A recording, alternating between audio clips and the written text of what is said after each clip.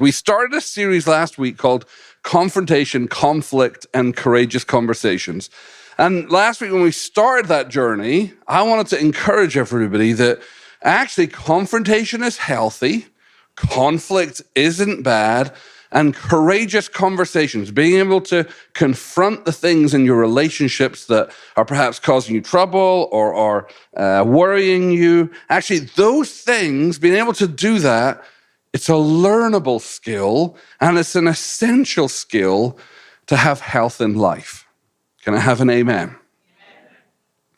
We started by asking, why would you want to learn these skills? What is it unto? And we looked at this verse in Romans 12, verse 18, that says, if it is possible, as far as it depends on you, live at peace with everyone. So the onus is on you to do some work to bring about peace, but you do get a get out of jail free card in that you can't live at peace with everyone. We talked about why that is. Some people aren't interested in peace. Some people don't want to do the work like you're prepared to do to find peace.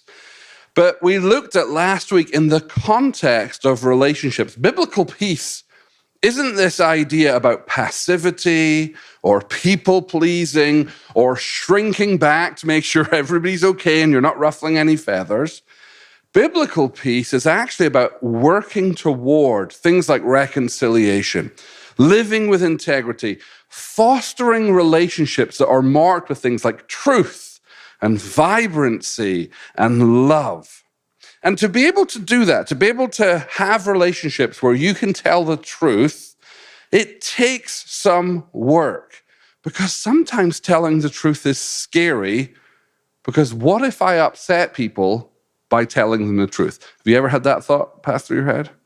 Right? What will it cost if I show up and tell my truth?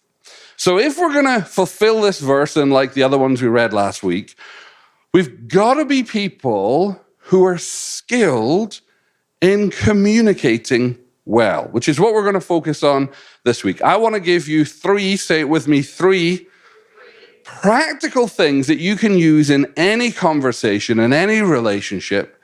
And then the next session we pick this up, which will be in a few weeks, we're going to talk about how to use these skills in confrontation. So if you're ready, say, I'm ready.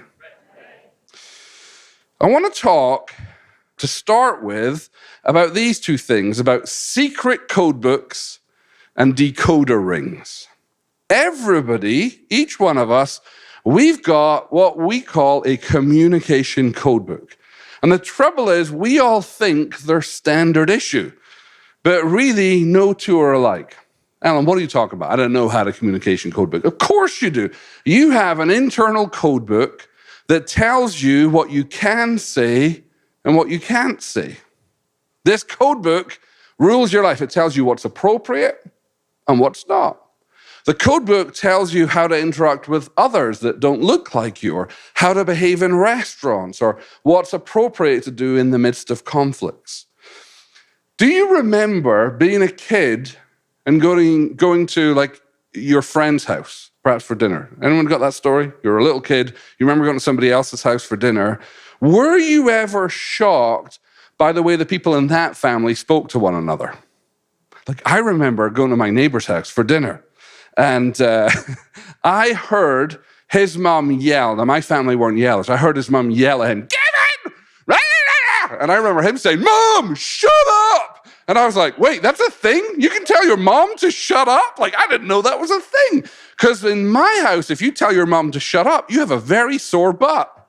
I thought it was shocking to me. And that was one of my first encounters where, oh, my code book for how you speak and your code book is very, very different. So we all have developed this internal code book that tells us what normal communication looks like. And there's no such thing as normal. But the problem is we haven't given out the decoder ring to other friends and family, and they haven't given us theirs. So what happens is we get frustrated when other people don't communicate the right way with us. If you're tracking with me, say amen. And we think, what's wrong with them? And we're like, double amen, right? Yeah, what's wrong with them? We have a friend named Dan, and he has a great teaching called Brave Communication. And Dan was the person who introduced us to this concept of code books and decoder rings, I want to play a video of him talking about the importance of these code books in our relationships. And I have code books that are like, I was going to make a Thomas Aquinas joke. Sorry, nobody knows who he is. All right, good. They're very big. These books are very big. And so they're like volumes, like Thomas Aquinas' volumes. Anyway, so they're like, we have communication code books that are ginormous. They're huge. And we act like there's a standard issue, and there is no standard issue. We say things like, well, everybody knows that. Everybody knows that. Everybody knows this means that. And like, no, everybody doesn't know that. Because there is no standard issue. There are issues that are different based on where you grew up in the United States. There are things in the South that, Jesus culture rolls in and does in the South, and the South goes, "Oh, we didn't know Christians could behave that way." It's like there's a cultural, like, geographical issue going on. There's just family code books that have developed. There's, like, based on the race that, our ethnic heritage, we have code books.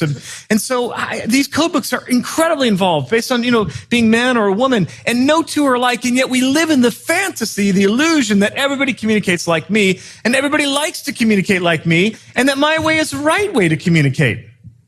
I am normal for 6 billion people on the planet. This is a fantasy. It is a better idea to say, I've learned my communication skills from an area, from a family, from a people, and from, playgrounds and TVs. Some of them I've worked at, and some of them I haven't. I have a big code book, and I need to take responsibility for it. Listen, this code book, it tells you what the sound somebody's nose makes when they breathe, when they exhale. You have an idea of what they're communicating. Totally. You're working on a project, somebody breathes heavy through their nose, and you're like, they're frustrated with me. Yeah, totally. They're tired. They want to take a break for lunch.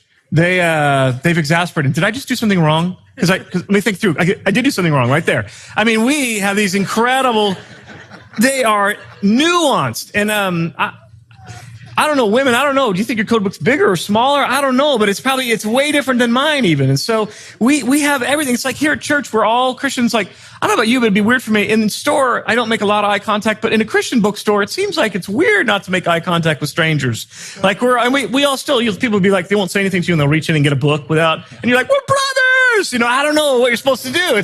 In the Christian's bookstore, my code book, it's a little different than in the normal store. And then, we're walking by each other in the hallway here, and you're, it's like first time, hey, hi, second time, 10 minutes later, because this happens all the time here, you're like, do I have to say hi to you a second time? We just saw each other 10 minutes ago. Maybe eye contact is good enough right now. So eye contact, little head bob. And then, I pass you again 50 minutes later, and I'm like, dear God, this was time 3 within like a half hour. I think we get permission to ignore each other and act like we're not walking by each other now. I think so. Or some of us are like, I can't do that, so I'll take out my cell phone and pretend I got a text.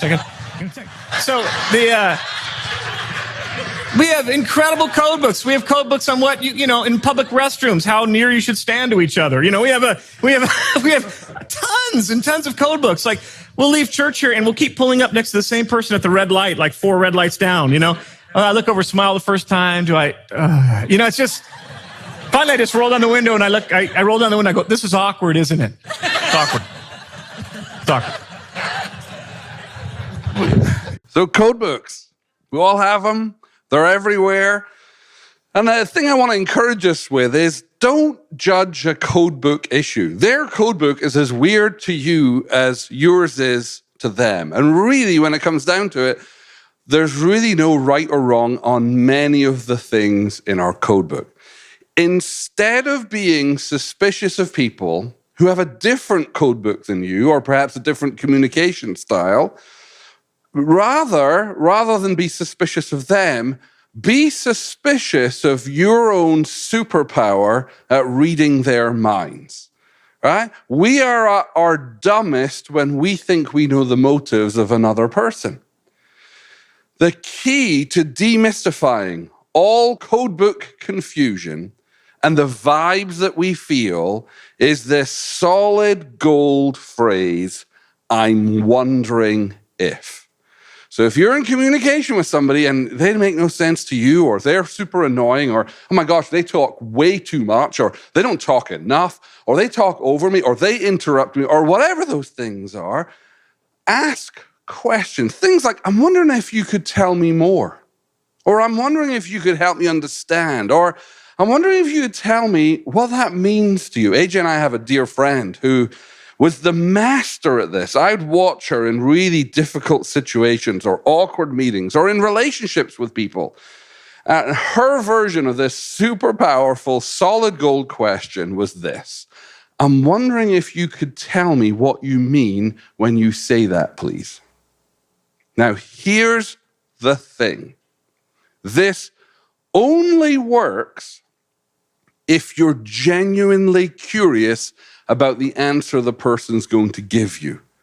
If your motive in asking questions like this is to trick or to trap people or catch them out on something, you better believe they'll feel that at 50 paces. So we can only ask that question if we're genuinely curious about their answer to that. When you realize that there might be a codebook issue at play, open up your thought process to the other person. Don't make them do the work. Don't make them mind read. Tell them what you're thinking or feeling. So I'll often say something like, hey, I might be writing a story here, because we all tend to write stories. I might be writing a story, but I'm wondering if you're feeling frustrated with me. What's that? I've just let down the drawbridge. I've walked across it. I've knocked on their door, and I'm Taylor Swifting them. Is it me? Am I the problem? Right? And I'm doing all the work so that all they have to do is maybe step forward with a yes or a no. This is a question that AJ and I asked each other, whether it was yesterday or today or a couple of days ago, where we'll often say, hey, I notice that I get angry when you say X. Because when you say X, I actually hear Y, and I'm wondering, are you saying Y? Is that actually what you're saying? See how that demystifies any communication? Because if I don't do that, I'm writing a story about how mean and horrible my wife is, and my wife's just thinking, I just asked you something simple, like, can you pick up some ketchup on the way home? And if I'm not careful, the message my little heart might begin is, oh, you hate me and you wish I was never born. Is that what you're saying? Again, when we ask questions like this, we're demonstrating that our heart in this relationship is to understand, not accuse. Here's another clip of Dan. He's got a great story of one of the teams that he leads, a person on his team trying to find meaning in Dan's communication. You know, here's how it was with me and my leadership team. One of my leaders came to me one time and said, listen, I'm really hurt because on Sunday mornings, you don't connect with me and you don't say hi. And it's just odd. Or is something wrong? And so I'm like, no, of course not. You're a healthy leader. I ignore healthy leaders on Sunday mornings and I'm after the unhealthy people. It's kind of like my codebook of what a pastor does. So I'm looking for the people that are new or have been disconnected or whatever else. And so I'm like, leaders, take care of yourself. I'm after the people. But my leader's getting a disrespect message of not connection because in their codebook, connection is everything. And you spend a few moments, hey, doing that stuff. And I'm like, not right or wrong, but all we did is open our codebooks and go, we don't have a problem. And now we have more intimacy than we had before. And now I know you more. And I can actually celebrate the difference. And so it became a point of fun, like, hey, good morning, how are you? It is great to see you. And I'd be like, stop it. But it's like, but it was real and it was fun between us. And so this idea of codebooks and letting people know is incredibly powerful because they are not standard issue. My first point of 3 points today is this. Everyone has a secret codebook for communication. And learn to decode it by following your curiosity. And by that, I mean, ask questions. I'm serious. Has a heart attack. Most people won't even take the first step to be curious about what the other person is saying. Most people would be too frightened to take a step toward that person and ask for clarification because they're worried what the person will think when they say. Jonathan and his wife, who were leading worship earlier, I'm at the back and we're setting up the words and all the technology. And I log in and Jonathan has set up the words already that we use as a congregation to sing the lyrics. And so I said, hey, Jonathan, thanks for setting up the words. Right? I'm thinking I'm sending a cue of gratitude. And Jonathan's like, yeah, well, at least I remember to do it this week. Now, Jonathan's being self-evasive and humorous, but I suddenly have this panic attack where I'm like, what if he thinks by me thanking him, I'm pointing out passively aggressively that he didn't do that one time and I'm watching, right? Now, we've got this really good relationship, and so I can just call that out across the room, and of course it wasn't that. And then we have a good joke about passive-aggressive pastors who are like, hey, thanks for finally showing up and doing what's asked of you, right? Most people won't take a step to say, hey, when you said that, did you mean this? They won't do that. If you, and I'm promising you right now, if you will just take step one of my 3-step process today, you will be a more effective communicator than 90% of the people in the world. Why? Because you're stepping out with 2 important skills. You're listening and you want to understand. What's the most common response to a codebook error? Most people just retreat, say nothing to the person, and gossip to their friends about the person. They just judge. You go, well, you know what, that person's like, they're terrible at communication. You can't get anywhere with them. And they justify their inactivity in understanding. That attitude is the death knell to communication. I promise you. When we genuinely follow our curiosity, it opens up questions that hopefully leads to connection. So that's the first principle. The next principle, I want to show you what you are and are not responsible for in your relationships. And to do that, I want to show you this example called the circle of influence. And you're looking at it and you might be like, well, I don't see anything. Well, that's because I haven't put it up on the screen yet, all right? The circle of influence is this filtering system that helps you distill what is mine to manage and what is the person I'm in relationships with to manage. So we're going to start here with a circle in the middle of the screen. We're going to call this Circle A. Inside Circle A is anything you have direct control over, or anything I have direct control over. Another word for that is responsibility. So anything you are responsible for lives in Circle A. So that contains things like your feelings, your reactions, your choices, your responses, the words you choose, your mood, your attitude. And you'll notice that Circle A is drawn with a solid line. That's because it's yours to manage and nobody else's. Are you with me so far? Huh? Nobody gets to cross that solid line without your invitation. Now, remember last week when we talked about God making you like him and giving you authority to rule and to reign? Inside this circle is all the stuff that's yours to rule and reign. But remember, we also talked about 2 conditions of the human heart that cause most dysfunction in the world. There's people-pleasing and there's controlling people. The people who try and manage the stuff inside your Circle A who are not you are controlling, even if they think they're caring. Does that make sense? So if I wander over here and just step in, right, to PJ and Tammy's marriage, right? That's theirs to manage. But I just step in and go, hey, you guys, you know what you want to do? You know what you should do? Yeah, I was reading this book. I think it'll really help you. Even though I think I'm caring, I'm actually controlling, because guess what? Their marriage is not in my Circle A because I have no direct control over it. So Circle A is yours to manage. It doesn't mean you can't ask for help for stuff inside Circle A. It just means at the end of the day, you're responsible for it. And as we learned last week, you'll have to give an account for everything in Circle A and how you managed it. Are we good with Circle A?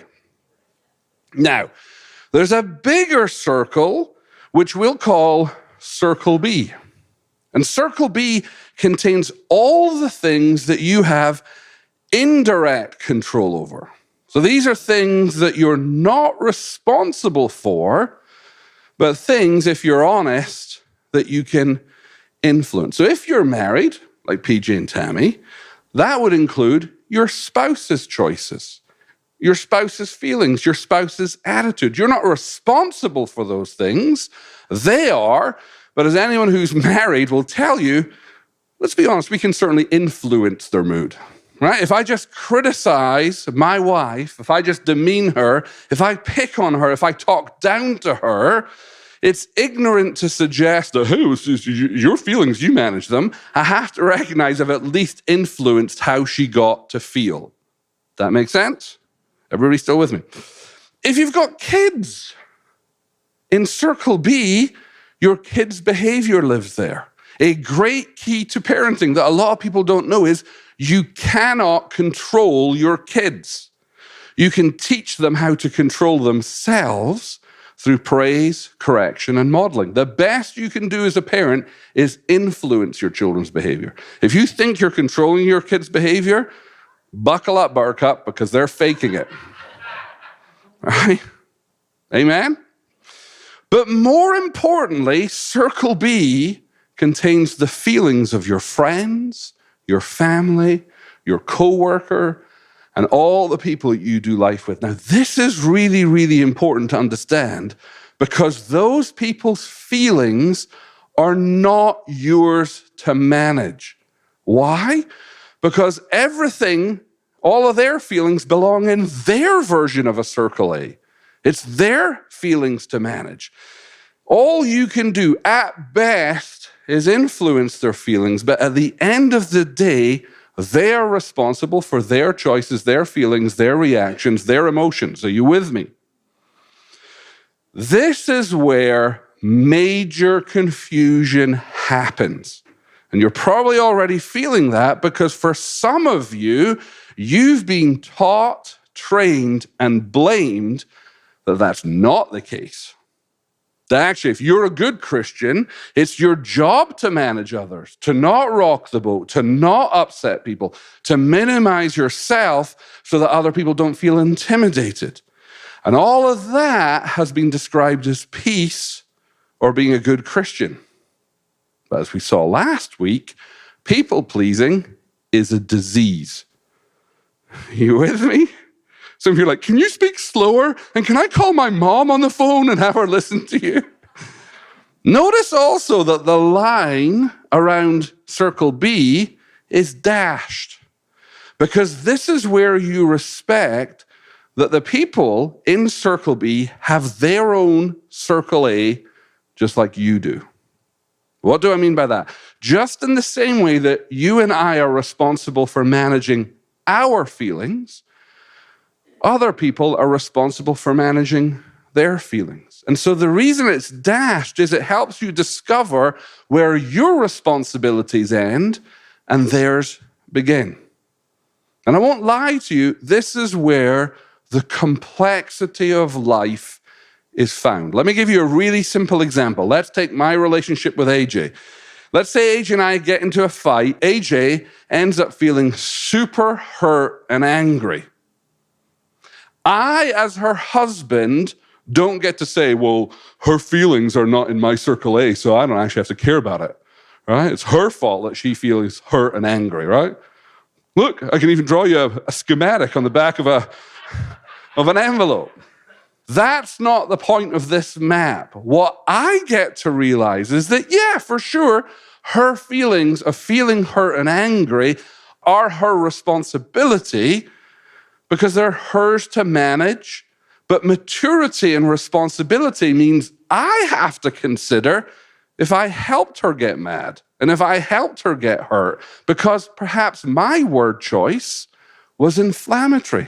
Perhaps my tone and my attitude sucked. Perhaps I chose to gaslight her to avoid me being wrong. I get to examine my Circle A before I blame her Circle A. Does that make sense? You still with me? Alyn, it's too many circles. What does this mean? It means I get to manage myself well. I get to recognize that as far as it depends on me, I am supposed to live at peace with my wife. What's my part? To be loving, to be kind, and to be truthful. There is another circle, but it's not really a circle. It's just everything else that fits on that screen, and it's called C, and that's everything in life that you have no control over. And by the way, there's a lot of that stuff. You have no control over a lot of things in life, and your only choice is to trust. Well, you can also panic and develop an addiction to cope with your lack of trust, but I would suggest that trusting is your best approach, right? There's just so much stuff you have no power over. And so the point of this map, this circle of influence, if you and I would commit to only managing things that are in A, while also understanding we do have influence in B, life becomes way easier to manage. The biggest source of stress when it comes to communication, when it comes to relationships, is when we spend more time worrying about what's in B and C than we do taking responsibility for what's in A. Life is this simple. There are things you do have control over, and there's things you don't have control over. And the things that you don't have control over are way larger than the things you do have control over. And then there's this middle ground where you don't have control over it, but perhaps you can influence some of it. You might be thinking, well, great, Alyn. What does that mean? Well, if it means you're feeling anxious about my first point, but Alyn, sorry, you expect me to go to people who are communicating to me that I don't like the way they're communicating to me, and you want me to be curious about their question? If you have some anxiety about that, or if you have some fear about how people will react when you start moving toward them in curiosity, congratulations, you've just proved you're not a sociopath. Because sociopaths don't worry about those things. It means you're human, and that's really good news. The uncomfortable news is that if we will commit to managing what's ours, our feelings, our choices, our curiosity, for example, and trust others to manage what's theirs to manage, so their feelings, their choices, their responses, you will find that your anxiety will go way down. In other words, the only person that you're responsible for in the midst of communication is yourself. And so your focus needs to be managing your words, not their response. Let me say that again. You have to take responsibility for the words you're using and the way you're saying them, not their response. Again, understand my heart here. This is not a license to be a jerk. This isn't permission to say whatever you want in the heat of the moment, taking no responsibility for those words, and then blame them for how they react. How many of you would say you're married to an incredibly patient spouse? Okay. What if they're not patient? What if they're the type of spouse that does put up, blow up? And one day you happen to say, hey, honey, can you pass some ketchup? And they're like, get your own ketchup! And you're like, oh my God, this person's nuts. No, they've just been eating all of the dismissive behavior that you've passed their way. And so we don't get to blame other people for how they react if we haven't taken responsibility for helping them get there. You with me? So what do? Well, we choose, of course, to be humble and kind, but also to be clear. We don't let their response, or let's be honest, our fear of how they will respond, dictate how we're going to communicate to them. We commit to managing ourselves, and we trust, with fingers crossed, that they will manage themselves. Because when we do this, we acknowledge that just as we're made in the image of God, they're made in the image of God. Let me put it another way. If we're tempted to not tell the whole truth because we think they won't handle it well, that's called control and manipulation. That's us attempting to manage them instead of managing ourselves. Now, I get it, because I can tell that some of the oxygen in the room has just vacated. It's just been sucked out of the room, because people are like, I'm in a warm, safe place. I'm in a warm, safe place. It'll be over soon. It'll be over soon.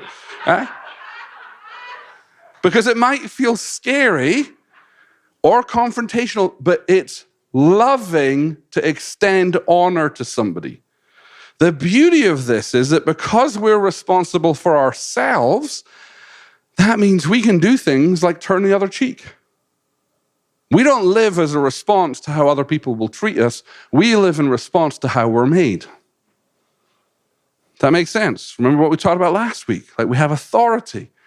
We're made in the image of God. We're most like ourselves when we're like God. Look at Jesus' famous words, Matthew 5, verse 39. But I say, do not resist an evil person. If someone slaps you on the right cheek, offer the other cheek also. In first century Jewish culture, a slap on the right cheek was less about physical violence and more about it being a deliberate insult. So Jerry, can you come up? And I'm going to use you as an example as I slap you in the face. In love, all right? So most people were predominantly right-handed. If you can stand, that's perfect. For me to slap Jerry on the right side of his face with my hand, it's going to be awkward to do it like that. So the most common response was a backhanded slap. Thank you very much, Jerry. Right? That backhanded slap in that culture was a mark of huge disrespect and humiliation rather than an attempt to cause harm. And so what Jesus is saying here, he's not encouraging us to be a doormat or passively tolerate abuse. He's just aligning our hearts with a Romans 12:21, where it says, do not overcome by evil, but overcome evil with good. So this is point number 2. The only person you're responsible for in the midst of communication is yourself. We just manage our words, not their response. We don't dictate our behavior by their response. We choose our behavior from identity. All right, our last and our final point. Remember last week we talked about the value that God gives us. Through our identity, we understand we're made to be like God.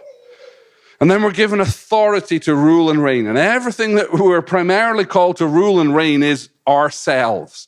I am not called to manage AJ. I'm not called to rule over her. I'm not called to dictate her choices, her behavior, her bedtime, her spending habits, what time she wants to go to bed at. I'm just called to manage all those things for me. We're given authority to rule and reign over ourselves. We're called to be fruitful. We're called to not let ourselves succumb to the fear of man. And at the end of our days, we're going to give an account for how we lived. Do you remember that from last week? Say, yes, Alyn, just fill me with confidence. All right? When we live that way, we live incredibly powerful lives. And one of the most important things that we can begin to cultivate in our lives to counterbalance that power is gentleness. Now, I bet you didn't see that coming, but that's our final point for this evening, the importance of gentleness in our communication. Because let's be honest, even in gentleness, showing up and saying, hey, Alyn, can you tell me what you mean when you say that? Just that one question, no matter how kind and sincere that is, it feels so confrontational. Am I wrong? All right, so we want to practice gentleness. Paul wrote to his spiritual son Timothy, and he said this in 2 Timothy chapter 2, verse 24 and verse 25. He says this, a servant of the Lord must not quarrel, but must be kind to everyone, be able to teach, and be patient with difficult people. How many are you glad that the people who wrote the Bible were in a relationship with difficult people? Gently instruct those who oppose the truth. See, this is the look we're going for, that we're not people given to quarreling, but that we're kind and we're able to make our thinking clear. When it talks about being able to teach, it's like we're able to make our thinking visible to other people. And we demonstrate patience and gentleness with others who don't think the way we do. This word here, kind, the NLT translates this Greek word, which is hepios. They translate it as kind. That Greek word primarily means gentle, though it can carry nuances of kindness too. So we are to not quarrel, but we must be gentle to everyone. In verse 25, we're told to be gentle to those who oppose the truth. Again, look at the context of this. We're not to be people who quarrel, but those people who gently instruct those who are opposed to the truth. I love how the NIV translates this line here. The New Living Translation says we must be patient with difficult people, but the NIV translates this as we must be kind to everyone, not resentful. Now, this is a key here. You cannot fake gentleness if resentment is alive and well, because your resentment will overpower the mirage of your gentleness. So what does this tell us? It tells us that when we go to be curious with another person, when we go to communicate with another person, if there's pain there, we must forgive them before we go speak to them. Alyn, that's hard. Yeah. But if we don't, we show up with resentment, and resentment is terrible fuel for conversation. Our forgiveness does not depend on their apology. Let me say that again. Our forgiveness does not depend on them saying sorry or even understanding that they've done something wrong. We are to forgive. However, the repair of the relationship might require an apology. They're two different things. So our forgiveness does not depend on an apology, but the repair of our relationship might. One last verse, again from Paul, Philippians 4, verse 5. He says this, let your anointing be evident to all.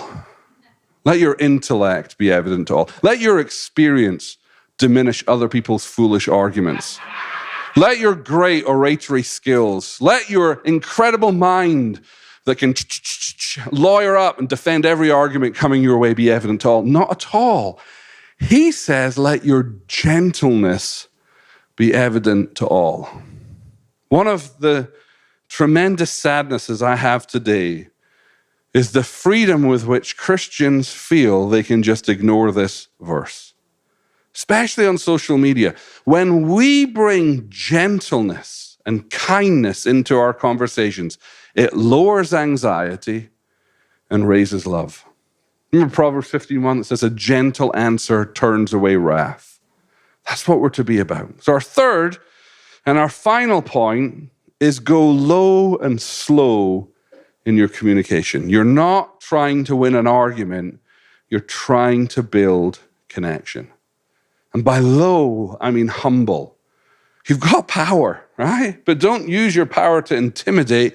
Use your power over yourself to remain meek. And by slow, I mean be gentle. The truth may be hard, but it doesn't have to be harsh. When we go to win an argument, in order to win, there must be a loser. When we go to build connection or understanding, both parties can win. And so that's it. 3 points. Number one, everyone's got a secret code book for communication. Everyone does. We don't think or speak alike.